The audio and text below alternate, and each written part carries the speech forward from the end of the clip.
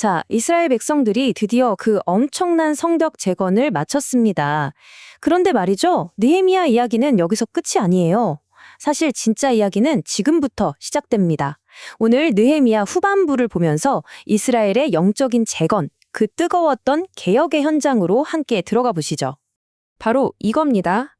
이게 오늘 우리가 붙잡고 가야 할 핵심 질문이에요. 생각해 보세요. 튼튼한 성벽을 세웠으니 이제 외부의 적들은 막을 수 있겠죠?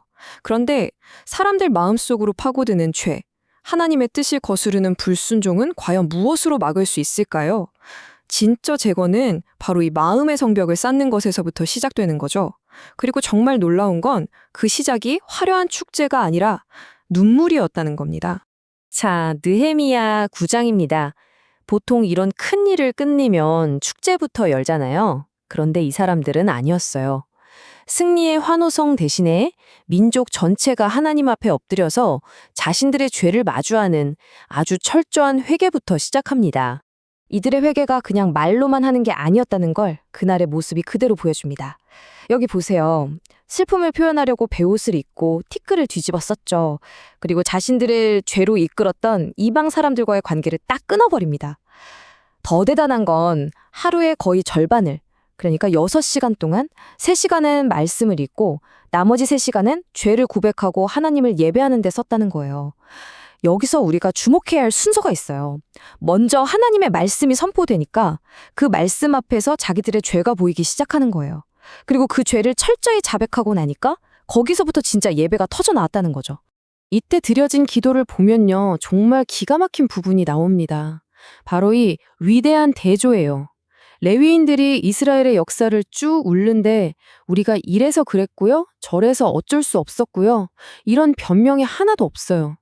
대신에 언제나 한결같이 신실하셨던 하나님, 그리고 그 은혜를 계속해서 배신했던 이스라엘의 모습을 아주 적나라하게 대비시킵니다. 이건 그냥 역사 복습이 아니에요. 아, 하나님의 그 완전하심 앞에서는 우리의 어떤 핑계도 통하지 않는구나 하는 뼈저린 깨달음에서 나온 고백인 거죠. 그리고 이 모든 고백의 중심, 그 긴 기도의 심장이라고 할 수 있는 구절이 바로 이겁니다. 느헤미야 9장 19절. 주께서는 주의 크신 긍휼로 그들을 광야에 버리지 아니하시고. 보세요. 그렇게나 배신하고 반역했는데도 하나님은 그들을 버리지 않으셨다는 거예요. 바로 이 사실, 과거에도 그러셨던 그 하나님의 자비하심이 지금 이 자리에서 무너진 자신들에게도 유일한 희망이라는 걸 이들이 필사적으로 붙잡고 있는 겁니다. 자, 여기서 정말 중요한 포인트가 나옵니다. 이들의 회개가 그냥 한바탕 울고 끝나는 감정적인 쇼가 아니었다는 거예요. 이 사람들은 자신들의 결단을 아예 문서로 남깁니다. 그리고 지도자들이 거기에 서명을 하면서 도장을 꽉 찍어요. 인을 친다고 하죠. 이건 뭐냐면 이제 우리는 말로만 하지 않겠습니다. 삶으로 보여주겠습니다 하는 하나님과 모든 사람들 앞에서 한 돌이킬 수 없는 약속인 겁니다. 자, 그렇게 굳은 다짐을 했으니 이제 구체적인 실천이 따라와야겠죠? 느헤미야 10장으로 넘어가 보면 그 눈물의 회개가 어떻게 실제적인 삶의 약속들로 바뀌었는지 아주 생생하게 볼 수 있습니다. 그들이 목숨 걸고 도장까지 찍으며 맹세한 약속은 크게 3가지 기둥으로 볼 수 있어요. 첫 번째는 영적 분리입니다. 우상숭배의 통로가 됐던 이방 민족과의 결혼을 이제는 하지 않겠다는 거죠. 우리는 하나님의 백성이다 라는 정체성을 지키겠다는 다짐이에요. 두 번째는 경제적 성결입니다. 안식일에는 장사를 멈추겠다는 거예요.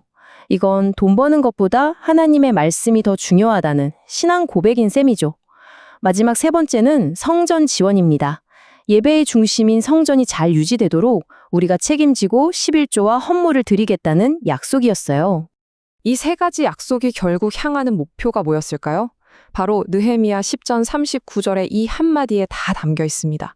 우리가 우리 하나님의 전을 버려두지 아니하리라. 이건 그냥 성전 건물 관리 잘할게요 정도 얘기가 아니에요.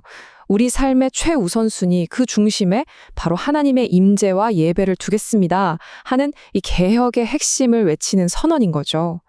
자, 이렇게 언약도 세우고 마음도 새롭게 다졌는데 곧바로 아주 현실적인 문제가 닥칩니다. 성벽은 멋지게 세웠는데 정작 그 성 안에 살 사람이 없는 거예요. 예루살렘이 텅 비어 있었던 거죠.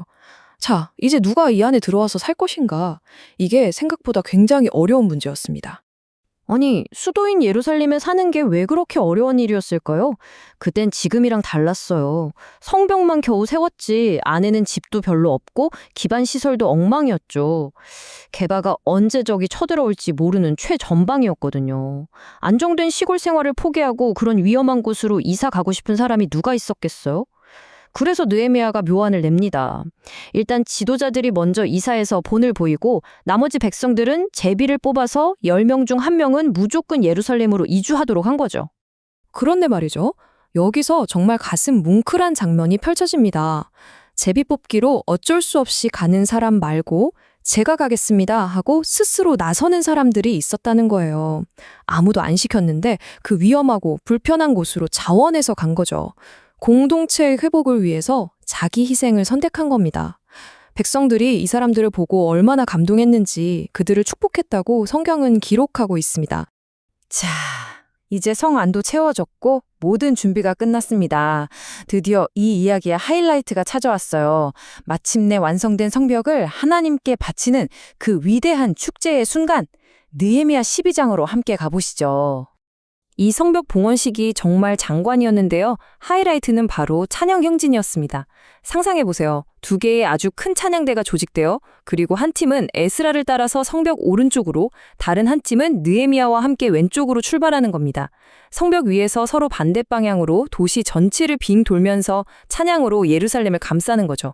그리고 마지막에 어디서 만나느냐? 바로 성전에서 딱 만나는 겁니다. 이건 이스라엘이 하나로 연합했다는 것, 그리고 하나님의 보호가 이 도시를 감싸고 있다는 걸 보여주는 정말 멋진 퍼포먼스였죠. 이날 이들의 기쁨이 어느 정도였냐면요. 느헤미야 12장 43절을 보면 예루살렘이 즐거워하는 소리가 멀리 들렸느니라 라고 되어 있어요. 그 함성이 얼마나 컸으면 멀리서까지 들렸을까요? 이건 그냥 이제 공사 끝났다, 후련하다 이 정도의 기쁨이 아니에요.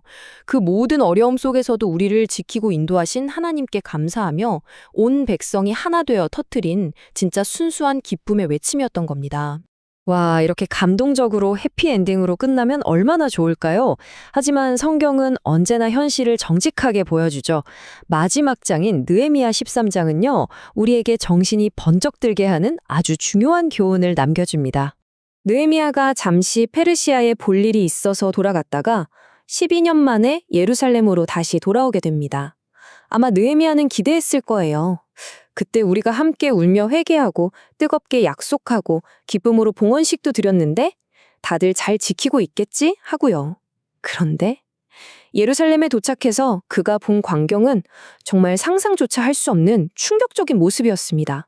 세상에 불과 12년이 지났을 뿐인데 그들이 눈물 흘리며 맹세했던 약속들이 산산조각 나버린 겁니다. 보세요. 성전에는 원수였던 도비야가 떡하니 방을 차지하고 있고 11조가 꺾여서 레위인들은 먹고 살려고 다 흩어져 버렸어요. 거룩하게 지키겠다던 안식일에는 시장이 열리고 이방인과의 결혼은 다시 일상이 되어버렸습니다. 어떻게 이럴 수가 있을까요? 여기서 우리는 아주 중요한 진실을 마주하게 됩니다. 아무리 튼튼한 성벽을 쌓고 문서로 약속을 해도 우리 마음속에 있는 죄의 본성은 그것만으로는 막을 수가 없다는 거죠. 그래서 우리가 느헤미야 마지막 장에서 얻어야 할 가장 중요한 교훈이 바로 이겁니다. 개혁 혹은 신앙의 부흥이라는 건요, 어떤 한 번의 뜨거운 이벤트로 완성되는 게 아니라는 거예요. 돌로 쌓은 성벽은 한 번 세우면 그만이지만 우리 마음의 성벽은 그렇지 않아요. 매일매일 깨어서 지키고 무너진 곳은 없는지 살피고 또 보수해야 하는 끝나지 않는 과정이라는 거죠. 이런 절망적인 상황 앞에서 느헤미야는 좌절하지 않고 다시 개혁을 시작합니다. 그리고 이 책은 그의 마지막 기도로 끝이 나요. 느헤미야 13장 31절이죠. 내 하나님이여 나를 기억하사 복을 주옵소서. 이건 제가 이렇게 대단한 일을 했으니 상을 주세요 하는 기도가 결코 아닙니다. 하나님, 저는 최선을 다했지만 결국 이 모든 것을 지키시고 완성하실 분은 오직 하나님뿐입니다. 저를 불쌍히 여겨주세요 하는 한 인간의 가장 겸손한 고백인 거죠. 그리고 이 기도는 어쩌면 오늘을 살아가는 우리 모두의 기도가 되어야 하지 않을까요?